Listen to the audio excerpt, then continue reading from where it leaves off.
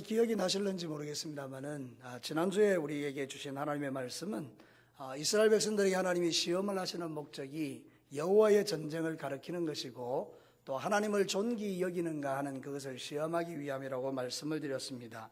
그래서 이 시험을 통과하려면 우리에게 영적인 분별력이 필요하다, 이런 것을 말씀드렸는데, 사실 우리가 매일의 삶 속에서 경험하고 있는 것이 여러 가지 어렵고 힘든 시험을 만날 때에 믿음으로 그것을 잘 이겨내기가 쉽지 않은 그런 일들이 저와 여러분들에게 충분히 있을 수 있지 않습니까? 그렇지만 하나님께서 오늘도 저와 여러분에게 은혜 주시고 넉넉하게 모든 것을 이기게 하셔서 여러분의 삶을 풍성하게 하고 또 여유롭게 하고 여러분의 삶 가운데 놀라우신 하나님의 역사들을 이루어 가실 줄로 믿습니다. 오늘 읽어드린 이 성경 본문은 그런 이제 어려움을 당하는 이스라엘 백성들에게 하나님께서 첫 번째 사사인 온니엘을 일으켜서 그들을 구원해 내시는 하나님의 모습을 우리에게 보여주고 있습니다. 자, 오늘 이 성경 본문의 내용은 여러분이 잘 아실 겁니다. 이스라엘 백성들이 하나님을 떠나서 범죄하여 바알과 아사랴를 섬길 때에 하나님께서 진노하시고 그 백성들을 그 메소포타미아의 왕인 구산 리사다임에게 붙입니다. 8년을 고생시켰더니 이 백성들이 너무 힘드니까 하나님께 막 부르짖는 거예요. 하나님 도와주십시오. 그때 하나님께서 그들의 기도를 들으시고 진노를 돌이키시고 온니엘을 붙이셔서 성령으로 기름 부었더니 온니엘이 가서 그들을 끝장내고 40년 동안 그 땅에 평화가 임했다라는 그런 내용이 오늘 이 성경 내용의 줄거리인 것입니다. 자, 오늘 이 성경 본문을 통해서 하나님이 우리에게 들려주는 몇 가지 메시지를 들어볼 필요가 있는데, 첫 번째는 이런 것입니다. 은혜를 잊어버리면 사서 고생한다는 것입니다. 저를 따라서 한번 해보실래요? 은혜를 잊어버리면 사서 고생한다. 여러분, 종종 우리가 듣는 이야기 있죠. 사서 고생한다, 이런 이야기 있잖아요. 이 사서 고생한다는 말이 얼마나 어리석은 말입니까? 여러분, 뭔가를 살 때 좋은 것 사는 거는 참 좋은 거예요. 여러분이 차를 산다든지 집을 산다든지 뭔가 여러분이 필요한 것들을 사는 것은 참 좋은 일이잖아요. 근데 꼭 고생을 살 필요가 있을까요? 돈을 주면서까지 그 고생을 사는 것은 참 어리석은 일이 아니겠습니까? 그러니까 여러분, 오늘 이 성경 본문이 우리에게 던지는 메시지가 뭔가 하면, 하나님을 잊어버리고 바알을 섬기니까 백성들에게 고난이 임한 거 아닙니까? 그러니까 이 말을 뒤집어 말하면 사서 지금 고생하고 있는 것입니다. 하나님의 은혜를 놓치면, 하나님의 은혜를 잊어버리면 사서 고생하는 일들이 우리에게도 일어나는 것을 보게 되는데, 여러분이 구산 리사다임 할 때 리사다임이라는 말이 되게 의미가 있습니다. 두 배로 악하다, 이런 뜻인데, 주석가들의 여견에 의하면 이스라엘 백성들이 그 사람에게 붙여준 별명이라 그래요. 그러니까 이 사람의 별명이 뭐냐, 이 왕의 별명이 리사다임인데 두 배로 악한 사람이다, 이런 뜻입니다. 그러니까 이스라엘 백성들이 하나님을 떠나서 바알을 섬기면서 뭔가 바알이 자기들에게 좋은 걸 줄 거라고 믿었는데 오히려 돌아오는 것은 두 배의 고생이었다. 그것을 우리에게 가르치고 있는 것이죠. 사랑하는 성도 여러분, 오늘 이 땅의 삶을 사는 날 동안에 우리가 하나님을 떠나서 주님의 은혜를 잊어버리고 살면 우리의 삶 가운데도 이 리사다임과 같은 일들이 일어날 수 있음을 성경이 가르치고 있는 것입니다. 신명기 8장 19절에 보면 이렇게 말하고 있습니다. 신명기 8장 19절에 네가 만일 네 하나님 여호와를 잊어버리고 다른 신들을 따라 그들을 섬기며 그들에게 절하면 내가 너희에게 증거하노니 너희가 반드시 멸망할 것이다. 사랑하는 성도 여러분, 하나님의 말씀에 신명기는 이 사사기보다 앞선 시대에 모세가 백성들에게 경고했던 내용이잖아요. 너희들이 가나안 땅에 들어가서 우상을 섬기고 바알을 섬기면 이런 일들이 있게 될 것이다 했는데, 이스라엘 자손들이 그 경고를 잊고 바알을 섬기니까 결국 리사다임, 두 배로 악하고 힘든 일들을 사서 고생하는 모습을 우리가 보게 되는 거죠. 사랑하는 성도 여러분, 오늘 저와 여러분에게 주시는 도전은 뭘까요? 우리도 살다 보면 구산 리사다임과 같은 그런 문제들을 우리의 인생에 만나지 않습니까? 그죠? 우리가 참 힘들고 어려운 삶의 여정 속에서 때로는 고난의 순간들을 경험할 때가 있는데, 우리가 믿음의 삶을 위해서 하나님이 주신 고난들은 능히 감당해내겠죠. 근데 여러분, 우리의 죄악으로 인하여 오는 고난은 어떤 면에서 우리가 절대로 피해야 되는 고난이 아니겠습니까?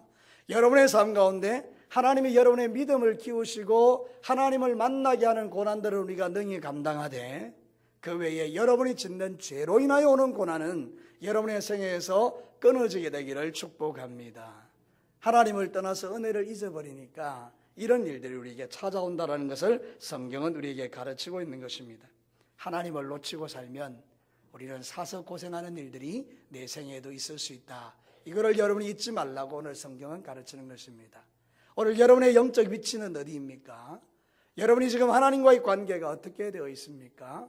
저와 여러분이 하나님과의 관계를 잘 설정하셔서 하나님이 여러분에게 주시는 놀라운 은혜들이 날마다 공급되는 그런 은혜를 놓치지 마시기를 다시 한번 주님의 이름으로 축복합니다.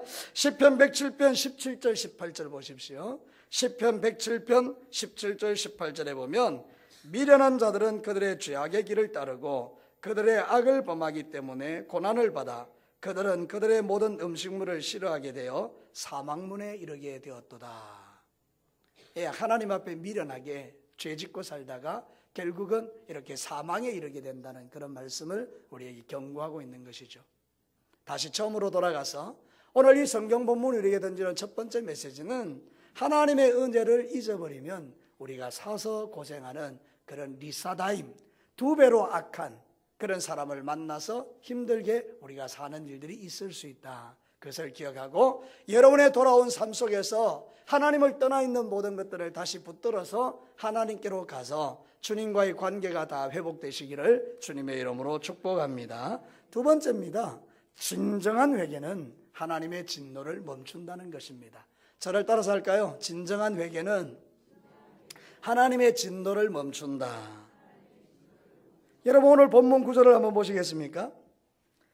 우리 한 목소리로 한번 읽어보겠습니다. 시작. 이스라엘 자손이 여호와께 부르짖음에 여호와께서 이스라엘 자손을 위하여 한 구원자를 세워 그들을 구원하게 하시나니 그는 곧 갈렙의 아우 그나스의 아들 온니엘이다. 여러분 여기 보면 부르짖었다 이런 이야기 나오잖아요. 이게 뭔가 하면 자아트라는 말인데 이거는 정말로 막다른 골목에서 살려주십시오 이렇게 소리치는 그걸 자아트라 그래요. 그러니까 이스라엘 백성들이 구산 리사임에게 8년을 고난받고 나니까 이제는 더 이상 견딜 힘이 없어서 하나님께 막다른 골목에서 살려주세요 막 이렇게 소리를 지르는 그런 모습이라는 것이죠. 그러니까 이거는 정말 간절한 기도를 말하는 것이고요, 이것은 회개의 기도를 말하는 것입니다. 우리가 잘못했습니다. 하나님 밑에 있었으면 우리가 이런 일을 안 당할 텐데 하나님을 떠나서 우리가 살다가 이런 일들을 당합니다. 우리가 잘못했습니다. 바알을 섬긴 것은 우리의 죄악입니다. 하나님 한 번만 살려주십시오 막 그러고 소리를 탁 질러내는 이 자아트, 그게 바로 하나님의 마음을 움직인 것입니다. 생각해보면 하나님 너무나 좋으신 분입니다. 하나님께서 이스라엘 백성들에게 진노를 쏟아붓다가 그들이 하나님께 잘못했다라고 회개하는 순간에 하나님이 그 진노를 멈추시고 그들을 위하여 누구를 일으켰다고 합니까? 한 구원자 온니엘을 일으켜주셨다. 사랑하는 성도 여러분, 저와 여러분이 회개하면 하나님 우리를 위하여 한 구원자를 일으키는 것처럼 여러분의 삶 가운데 살 길을 열어주실 줄로 믿습니다. 그래서 우리가 혹시라도 주님 앞에 범한 죄가 있다면 저를 포함해서 여러분 모두에게 하나님 앞에 부르짖는 이 기도가 필요한 것입니다. 하나님 잘못했어요. 용서해 주세요. 내가 잠시 착각했어요. 잠시 내가 딴 생각했어요. 하나님 용서해 주세요. 주님 앞에 우리가 회개하면 하나님은 놀랍게도 적시로 우리의 마음속에 놀라운 회복의 은혜를 베풀어 주시는 것을 볼 수 있습니다. 오늘 이 밤 여러분의 부르짖는 기도가 여러분의 모든 묶임과 매임을 풀어내시는 하나님의 은혜로 바뀌어지게 되기를 주님의 이름으로 축복합니다. 하나님의 사랑은 놀라운 사랑입니다. 하나님께서 그들을 힘들게 한 것은 하나님의 사인입니다. 어떤 사인요? 내게로 돌아오라. 모든 경우에 하나님이 우리에게 고난을 주시는 경우는 하나님께로 돌아오라는 사인이기 때문에 우리는 좀 세상을 살다가 어렵고 힘든 일을 만나면 주님 앞에 부르짖어 기도하면 그 속에 우리의 모든 인생에 답이 있는 줄로 믿습니다. 다른 거 다 하다가 마지막에 주님 찾지 말고 처음부터 하나님을 찾는 것이 지혜인 줄로 믿으시기를 바랍니다. 그래서 요엘 2장 13절에 이렇게 말합니다. 요엘 2장 13절에 너희는 옷을 찢지 말고 마음을 찢고 너희 하나님 여호와께로 돌아올지어다. 그는 은혜로우시며 자비로우시며 노하기를 더디하시며 인애가 크시사 뜻을 돌이켜 재앙을 내리지 아니하시나니. 여러분 다시 한번 이 말씀을 한번 보십시오. 너희는 옷을 찢지 말고 마음을 찢고 너희 하나님 여호와께로 돌아올지어다.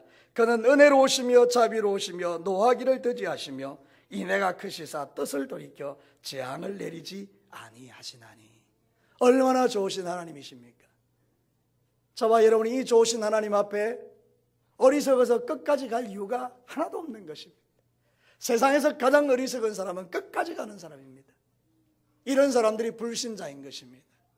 불신자들은 하나님이 아무리 말해도 끝까지 가는 것입니다. 그들의 결국은 영원한 지옥불입니다. 그러나 중간에라도 우리가 하나님께 부르짖어 하나님, 내가 잘못했습니다, 내가 회개합니다 하고 옷을 찢는 것이 아니라 우리 속에 있는 마음을 찢어 주님 앞에 회개하면 하나님은 그 뜻을 돌이켜 저와 여러분에게 내렸던 재앙을 하나님의 평강과 축복으로 바꾸어내실 줄로 믿습니다. 오늘 이 성경 본문에 온니엘을 일으키셔서 그를 통하여 이스라엘 백성들을 구원하시는 하나님은 이제 예수 그리스도를 우리에게 보내셔서 그분을 통하여 날마다 우리에게 구원을 베풀어 주는 줄로 믿습니다. 제가 이 신약시대의 성도로서 너무너무 감사한 게 이겁니다.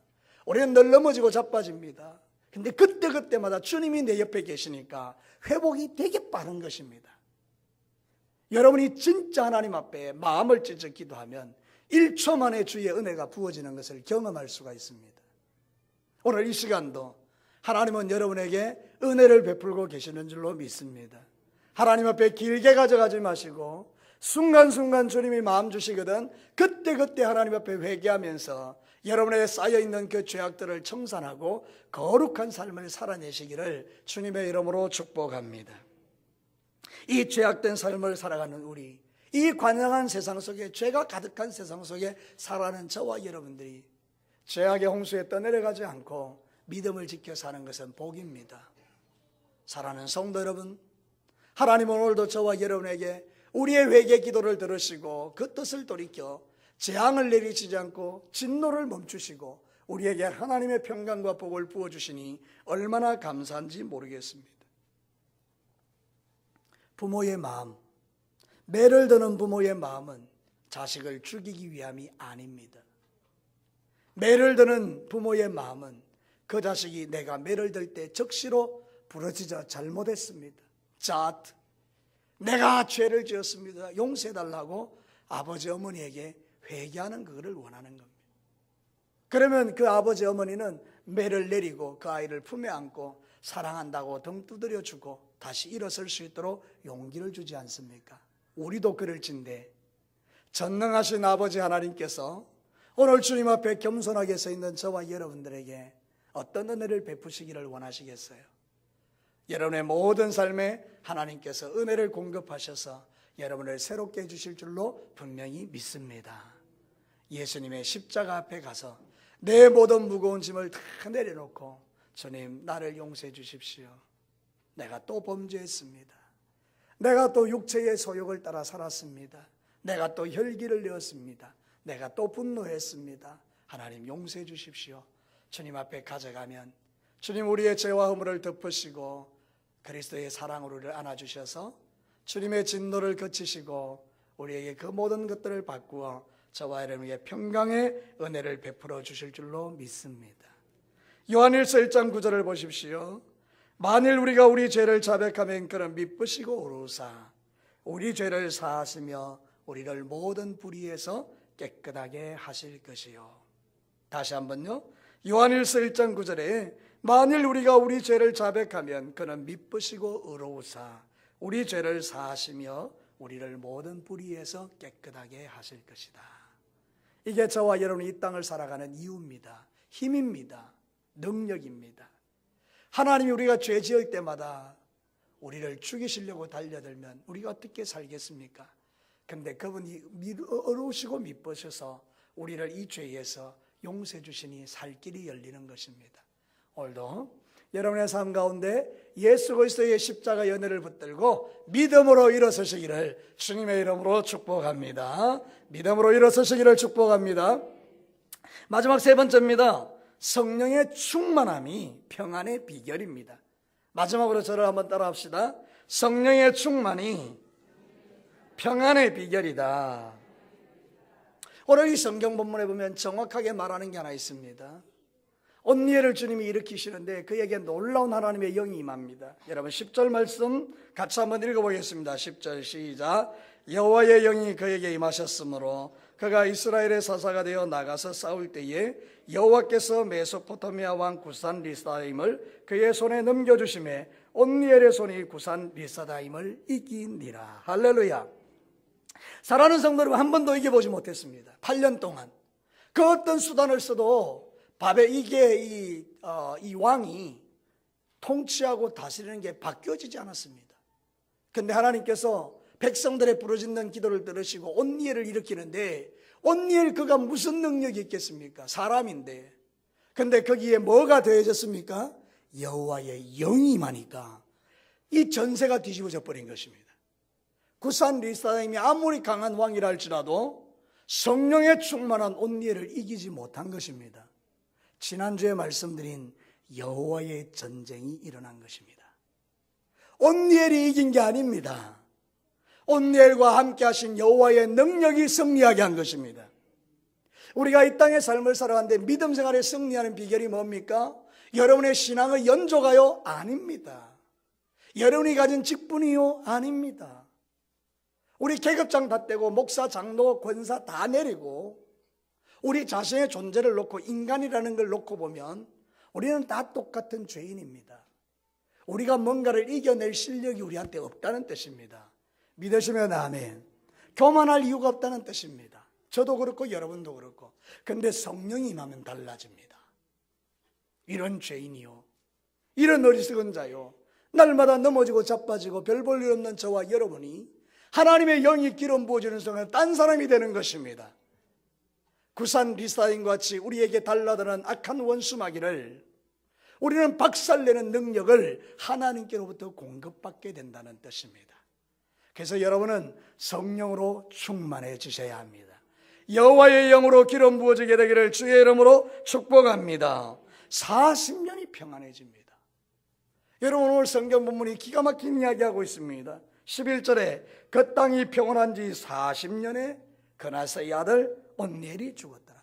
8년 동안 고생했는데 하나님께 철저하게 회개하고 죽게로 돌아오니 하나님이 온니엘을 일으키셔서 그 땅에 평강을 베풀었는데 몇 년을 평화롭게 했다고요? 40년을.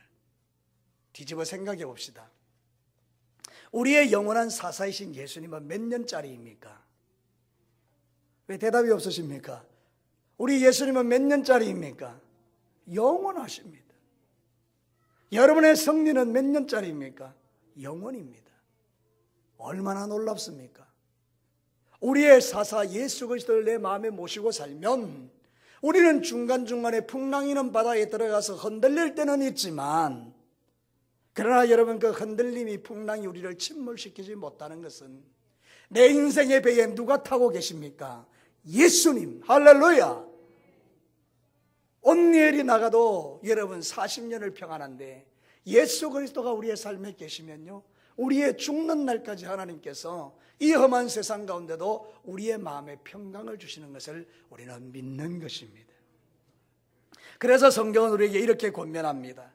에베소서 5장 17절과 18절에 그러므로 어리석은 자가 되지 말고 오직 주의 뜻이 무엇인가 이해하라. 술 취하지 말라. 이는 방탕한 것이니 오직 성령으로 충만함을 입어라. 할렐루야.